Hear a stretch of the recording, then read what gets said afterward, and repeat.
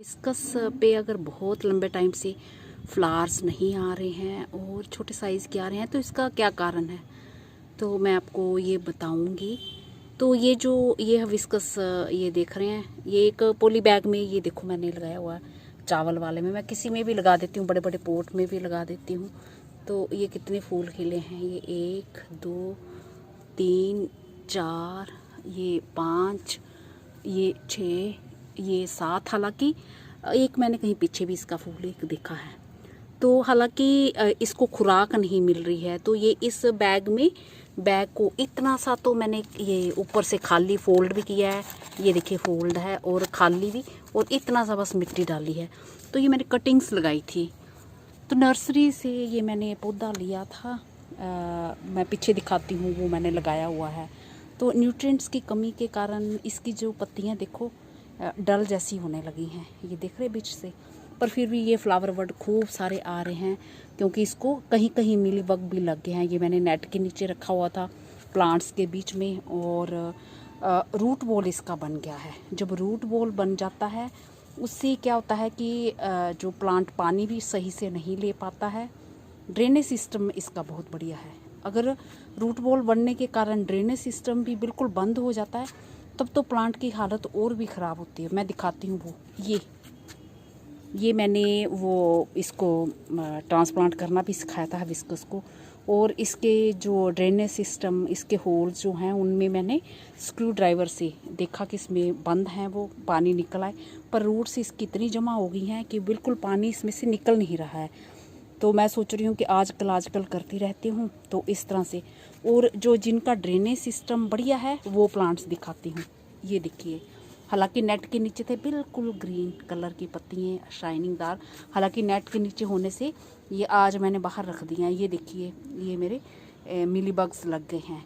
ये इस पे भी खूब ढेरों फूल आ रहे हैं। तो मिली बग्स के लिए मैंने आपको बताया हुआ है, मैं तो सोपी वाटर का इस्तेमाल करती हूँ। और जो ये 10 या 12 इंची के पोट में एक पौधा लगा है, इस पे फूलों का साइज़ देखिए, इतने बड़े बड़े फूल, ढेरों फूल आते हैं। और ये वाइट वाले जो मैंने दिखाए हैं, ये भी 10 इंची के पोट में मैंने 4 या 5 कटिंग्स तैयार की थी। तो इसकी भी ये ग्रोथ देखिए, बारीक बारीक, फिर भी फूल खूब दे रहा है। तो ये एक पौधा ये है 10 इंची के पोट में, क्योंकि ये मैंने कटिंग्स तैयार की थी, उसके बाद मैंने ट्रांसप्लांट नहीं की, तो मेरे को टाइम नहीं मिला, या जो भी जैसे भी कह लीजिए। तो अगर घने प्लांट्स हों एक ही पोट में, और उससे क्या होता है, न्यूट्रिएंट्स की कमी हो जाती है। फिर फूल आते हैं पर फूल छोटे साइज़ के आते हैं। तो ये चिड़ियाँ भी कहीं ना कहीं से कट कर लेती हैं। ये वाइट वाले पे भी ढेरों फ्लावर बर्ड्स, इस पे खूब सारे फूल आए। और ये भी नेट के नीचे रखा हुआ था मैंने, इस पे भी जो है मिली बग्स कहीं कहीं लगे हुए हैं। तो मैंने आज इनको धूप में रख दिया है बाहर निकाल के। तो फिर मैं धीरे धीरे ये काम गार्डन अपना समेट रही हूँ, क्योंकि अब आगे जो बरसातें आनी हैं, फिर इन चीज़ों का और भी अटैक होना है। तो ये मेरा ख्याल आप समझ रहे होंगे। ये 10 इंची के पोट में ये एक प्लांट, एक जा पता नहीं 2 लगे हैं, इसमें भी मैंने 2 लगा रखे हुए हैं। मेरे ख्याल से देखती हूँ मैं, गमले में 1 है जहाँ 2 है, मुझे ध्यान नहीं आ रहा। तो ये सीमेंट के पोट में, इसमें कुछ दिन पहले जो मैंने दिखाए थे ढेरों फूल, तो इसकी हेल्थ देखिए। तो जब हम खूब घने घने प्लांट्स लगा देते हैं, जिसकी मैंने आपको बताया था कि गलती से मैंने ऊपर से कटिंग कर दी थी और मेरे ग्राफ्टिंग सारी चली गई, तो अभी भी इसमें फ्लावर बड खूब आ रहे हैं। फूलों का साइज़ अभी देखिए, इतना बड़ा बड़ा फूलों का साइज़ आ रहा है, बहुत बड़े बड़े फूल आते हैं। तो यही सब चीज़ होती है न्यूट्रिएंट्स की कमी के होने के कारण, जो हमारे ये प्लांट्स फूल नहीं देते हैं लंबे टाइम तक। तो जैसे खाद वगैरह भी हम इनमें अच्छी देते हैं, तो भी जल्दी से रूट्स की ग्रोथ हो जाती है, उससे भी रूट बॉल बन जाता है। जितना टाइम तक नहीं बनता है, प्लांट्स को अच्छे से पानी की सप्लाई होती रहती है, रूट्स उसको पानी पहुंचाती हैं पूरे प्लांट को, और न्यूट्रिएंट्स भी पहुंचाती हैं। जब रूट बॉल बनता है तो वो फिर ये सब चीज़ें रुक जाती हैं, और फिर ये इस तरह से हो जाती है।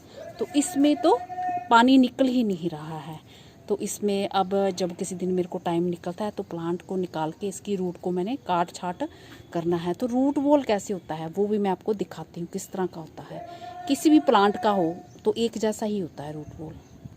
तो रूट बॉल इस तरह से होता है। ये मेरा छोटे से पॉट में चांदनी का प्लांट लगा है, खूब फ्लावर वर्ड और फूल भी आ रहे, फूलों का साइज़ भी छोटा। ये देखिए पूरा ऐसे, पूरा रूट्स ऐसे, रूट्स ही रूट्स जमा हो गई हैं। तो करना क्या है, बस आप ये हाफ इतना रूट्स काट, ये यहाँ से ये काट देना है, ये पूरा गुलाई में नीचे तक। और इतना जो हिस्सा है वो अच्छी खाद मिट्टी डाल के फिर इसको लगा देना है। और इतना ये कट कर लेना, पूरी रूट्स कट कर देना, इनको भी थोड़ा थोड़ा ऐसे कर लेना। तो ये अभी काम मैं करूँगी ये प्लांट मेरा। और ये देखिए कितने फूल आ रहे हैं इस पर, और कैसा हो गया है ये चांदनी का प्लांट। ये सब फूल फ्लावर बर्ड्स भी इस पर ढेरों आ रहे हैं, पर रूट बॉल के कारण इसको, ये देखिए इतने सारे ढेरों फूल इस पर खिले हुए थे, पर ये ऐसे रूट बॉल बनने से जो है ये प्रॉब्लम आती है। और रूट्स की जब प्रूनिंग हो जाती है तो बड़ी अच्छी फिर इनको प्लांट की हेल्थ हो जाती है, खूब जल्दी बड़ा होता है और अच्छी नई रूट्स निकलती हैं, और वो फिर खूब इसको एनर्जी देती हैं प्लांट को, खुराक जो देती हैं वो सब प्लांट को लगती है, तो अच्छे रिज़ल्ट। तो ये है, तो ये अब किसी दिन मैं काम करूँगी, बहुत सारे काम है, ये निकाल देनी है, बस ऐसे कट कर देना है। तो मेरा ख्याल है अब आप